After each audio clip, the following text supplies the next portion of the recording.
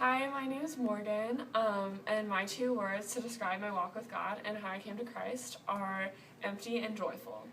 So the year that I turned 7, my dad introduced a saying to me, and what he always said was, if you decide that you're going to do something, you better do it all the way.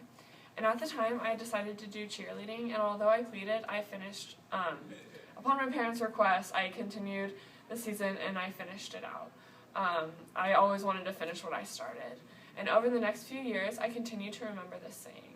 In my life, it applied to more than just one season of second grade cheerleading, from homework each night to basketball each season. In the 3rd grade, I decided that basketball was the thing that I wanted to do to keep me busy.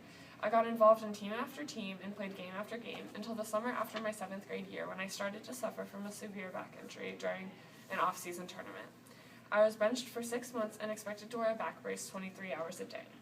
I pushed myself and worked to get past the injury for 2 full years worth of seasons, but constant doctor's appointments and physical therapy just wasn't enough to get my body past the injury.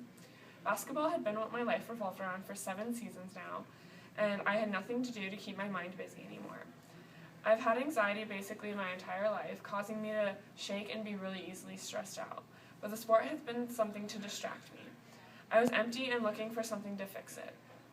Now that I was no longer able to excel in something that I loved, I tried many ways to numb the pain and fill the emptiness that I was feeling. And I tried all of these things super fully. I wasn't going to do something without doing it all the way.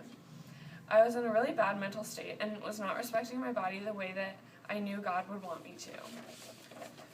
I got involved in things and people that were not good for me, and instead of spending my time playing basketball, I spent my time rebelling, hanging with the wrong people, and harming my body. Then high school rolled around, and upon request from my older brother, I started attending Crew. I met a new group of friends, some amazing leaders, and got closer to God. I realized that my time needed to be dedicated to Christ and my faith instead of my other activities.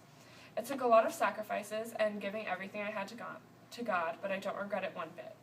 And now that I know God needs to be the center of my life, I've started to grow.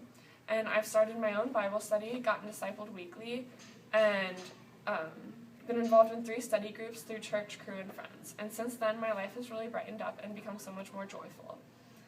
But I'm not going to stand here, or sit here, I suppose, and tell you that my life has been perfect since accepting Christ. I still struggle with the daily dramas of being a teenager and have my own bad days. But now that I've decided to live a spirit-filled life, I plan to do it all the way. And to help me with this, I often refer to 1 Corinthians 15:58, which says, "Therefore, my dear brothers, stand firm. Let nothing move you. Trust your faith fully in the work of the Lord, for you know that your work in the Lord is not in vain." So I'm Morgan, and my 2 words are empty and joyful.